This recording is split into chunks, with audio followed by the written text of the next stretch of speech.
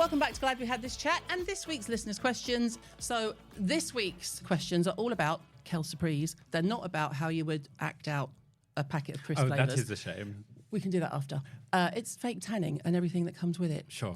Just out of interest, do you say fake tan or self-tan? I say self-tan. Yeah, I was going to say self is better. Well, I say self-tan, but sometimes I'm like, it is fake tan. Oh, this is a long story. But some people say that fake is a negative word, and so it has negative connotations, which is not what self-tan is. But I'm like, listen, I grew up in the 90s, noughties. It was fake tan then, and it can be fake tan now. Especially in the north. Yeah. Okay, semi-easy one for you. The first one is from me. What is your biggest pet peeve with tanning application? Like if you see someone doing something online and you just go, oh.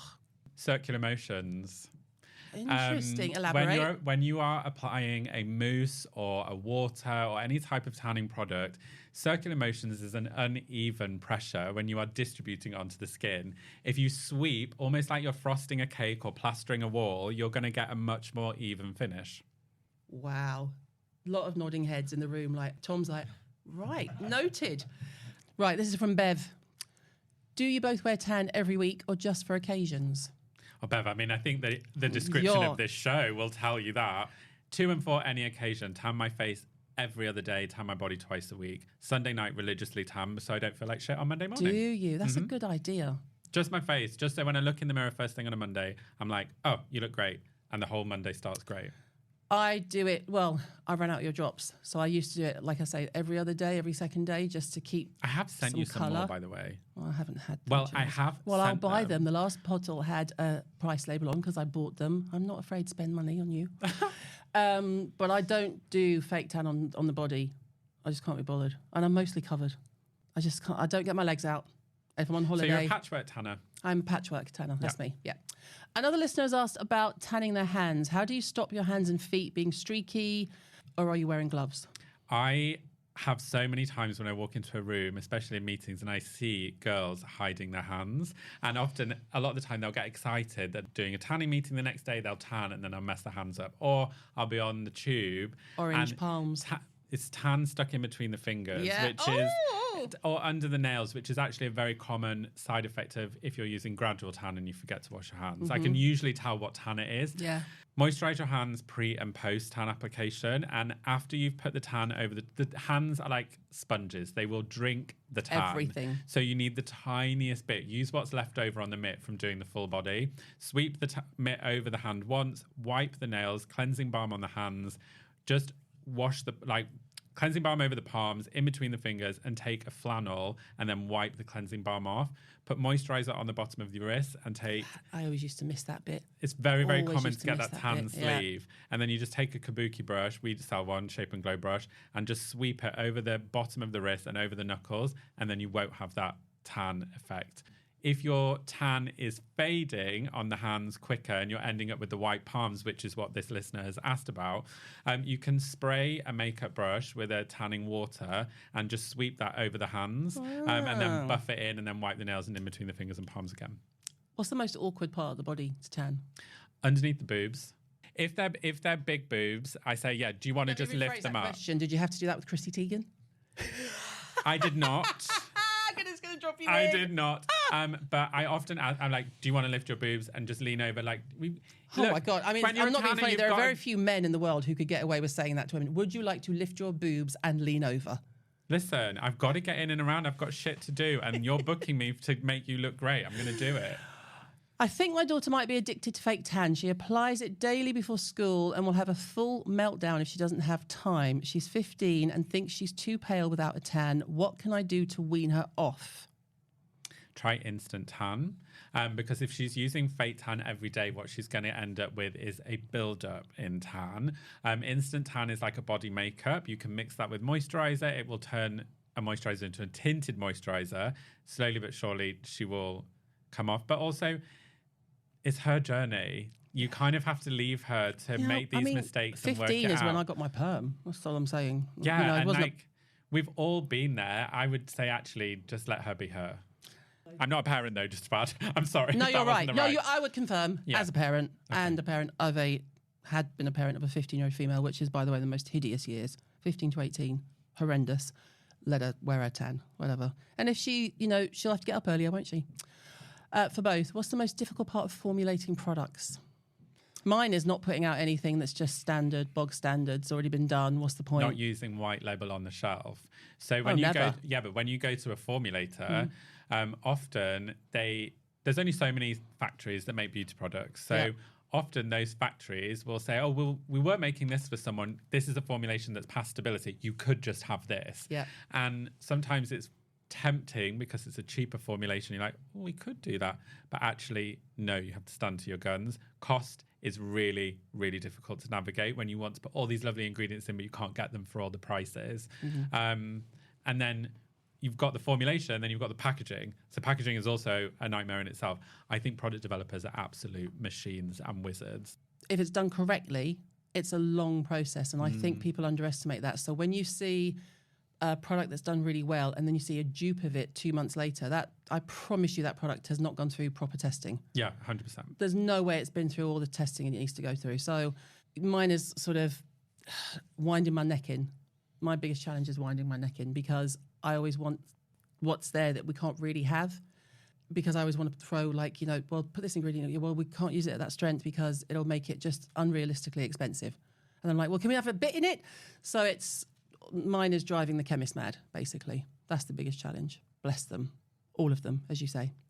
Was there an epiphany moment for you both to start your brands? I'm considering a career change. Do I take the plunge? I mean, I would always say yes. I don't know what you're doing. I don't know what you're planning on doing. But I'm always telling people to take the plunge because what's the worst that can happen? And also, you don't want to get to your deathbed, which is something you reference a lot and I reference, and go, oh, I wish I'd done that. I wish I'd tried that. You just want to try it. For me, I was so sick of using products that said they weren't going to go orange, streaky or patchy, and then they actually would. And so for me, it just felt like a rite of passage. I had to do it. I never wanted to be a brand founder. It just happened. It's exhausting. But I'm really glad I tried. Yeah. You didn't just try, you succeeded. Yeah. Mine was, obviously it got to the point where it didn't make sense not to have my own brand. You know, there's quite a few brands out there. And it's so good. Thank you. It's so Thank good. you. But there are a lot of brands out there, and this is absolutely fine, that's why I did it, that I've made very wealthy, should we just say. And that's absolutely fine. But there comes a point where you're like, well, hang on a minute. They're on their Instagram on bloody holiday for the 5th time this year. I'm working my arse off. I think I should try and get my own brand. My kitchen cupboard door's falling off in my hands. And I've never been poorer, so that was a great decision all round. Yeah. I actually love though on yours that you tell people how much to use. How much to use. I find that so useful. I can't take credit for that. That was Al Forbes, because she was looking at it. She was like, this is naked real estate. What are we going to do with the lid? And then she literally came in and she went, I know. What if we put how much they should use? So and that convenient. was it. And then, of course, you get that everyone comes in. The funny bit is when the team are like, how much do they need to use? And we're pumping it. And then you have to put it into a circle and then flatten it to see how much it is. But, I don't necessarily take any notice of it. I scoop out and I put loads on, but whatever. Of course, don't we all? But it is something that's like nice and stand out. And also, we are, I think, still the only brand that tells people on our packaging why not to buy us. You need this if, and you don't need this if. Because I'm not going to tell you to buy it just blind. You need this if, and you don't need this if. You're the only retinoid that I've ever felt confident to use, and also have seen such amazing results. I'm about to move on to retinoid 2, and I'm so excited. The excitement is real. It's real. I'm testing number 3. You massively changed my skin. Oh, love you for love that. Oh, thanks, Jules. No, thank you.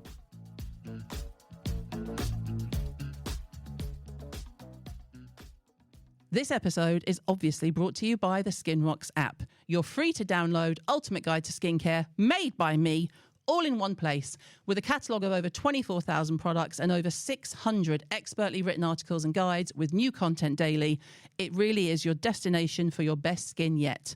And I'm thrilled, because I can, to offer you an exclusive discount to unlock an elevated app experience with exclusive features and even more skincare expertise from me, plus so much more. Revolutionise the way you discover, shop and learn about skincare with our multi-award-winning app. Download the SkinRocks app for free and sign up to Premium with your exclusive code CHPOD, all in caps, to save £10 off your annual subscription. More details in the show notes.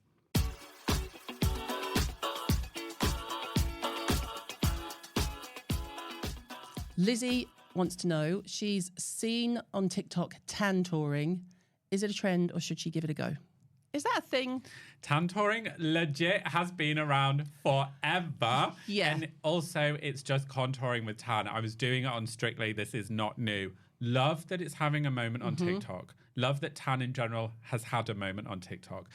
All you do is you apply tan to the areas that naturally indent on the face and body, like you would when you're contouring. Like abs, for example. Sure. I mean, I have done shoots where I've put abs on people. I don't do that anymore because I don't believe in it, but it can be done. So you add tan to the outer part of the brow, the outer part of the nose, underneath the cheekbone, underneath the jawline. On the body, if you stand on your tiptoes, your muscles will naturally indent more. So underneath the calf, in between the thighs, the outer stomach, underneath the biceps, and underneath the clavicle and on the décolleté. Add the tan 24 hours before you put your full tan on if you want to do it properly. If you want to cheat, then you can do this an hour before you do the rest of the tan. It won't be as deep, but you'll still have that contoured finish.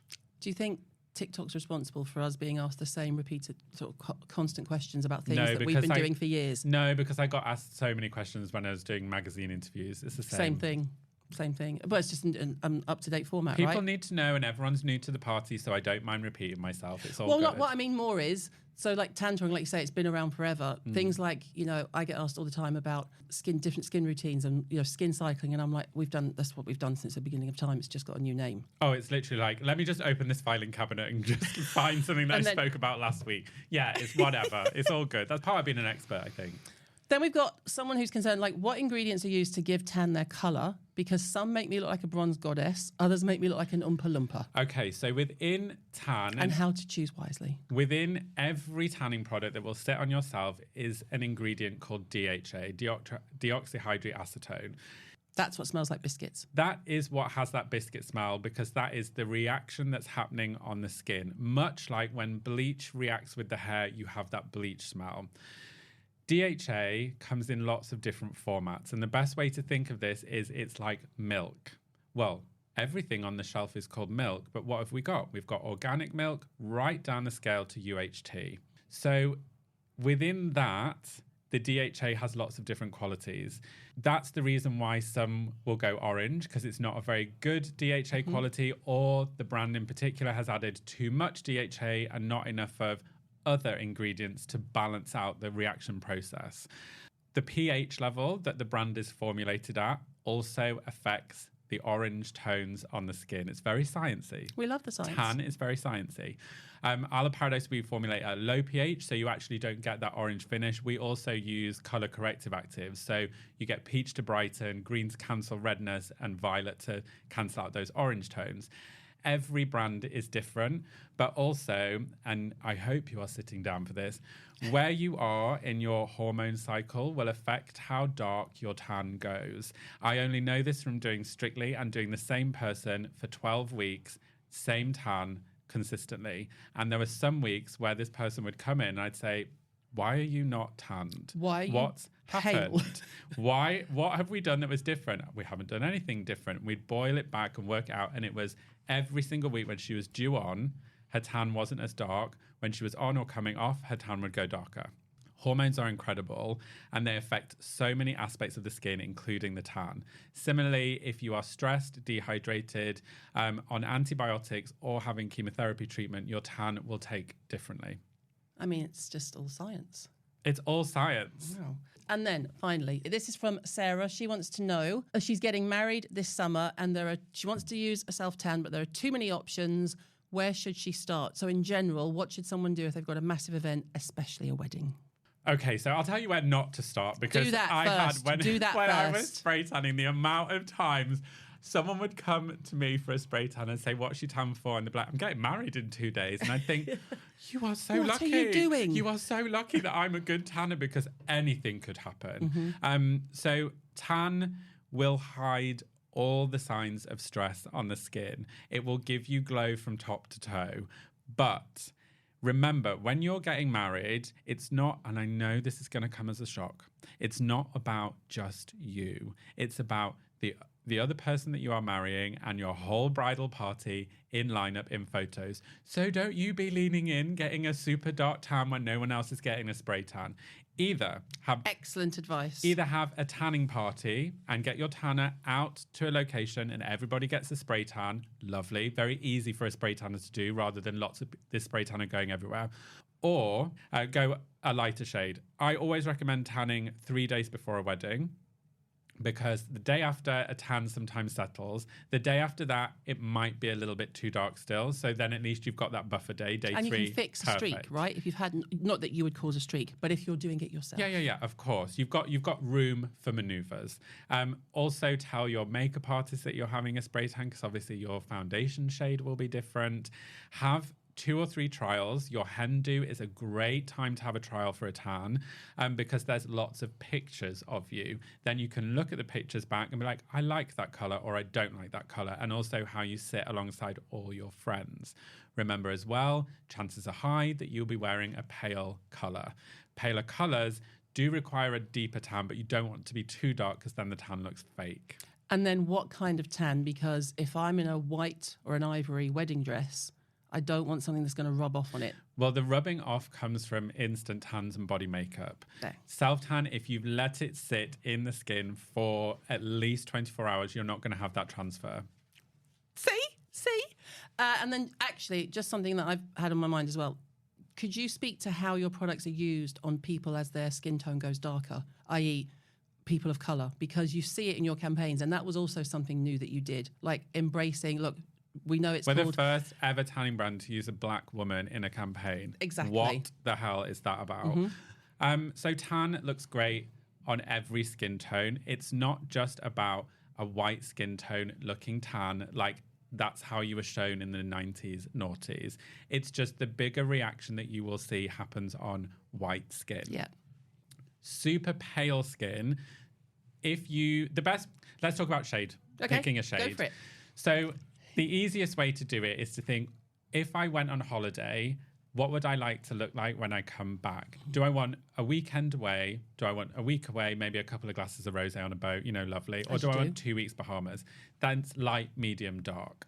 So you can either choose your tan like the vacation that you want, or you can choose it like your makeup shade. So for light skin, choose light, medium, choose medium, dark, choose dark. If you have dark to black skin, choose the darkest tan. Mm-hmm.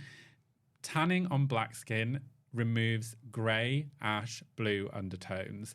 It gives a warmth to the skin. It just creates a more uniform finish. Tanning on super pale skin tones, if you don't use dark products, if you use a light product, it's just going to give a glow. And it takes away the redness, right? It takes away the redness. It takes away, again, that pink undertone in the skin. It just takes all that away. Tanning on like my skin tone, which is olive medium, it just gives a golden finish. But the best fake tan looks real. So really, obviously I think Colour Paradise is the best, but you might not. That's fine, whatever. My life's not going to end. But make sure you pick the tan that works for you and works for your skin tone. There are lots of tan that just sit on top of the skin. They don't react with the skin, and that's when everybody goes the same colour. Mm-hmm. That shouldn't be happening. You shouldn't be the same colour as your mate. Everyone should go different colours, and then you can really have the true glow. Thanks, Jules. You're so welcome. Cheap and available, honey. Thanks for listening. I'm back on Monday with a new guest, so make sure you tune in. Until then, I'm glad we had this chat. New episodes are available every Monday and Wednesday. Follow or subscribe now on Apple, Spotify, or wherever you get your podcasts. Glad We Had This Chat is produced by Wall to Wall Media.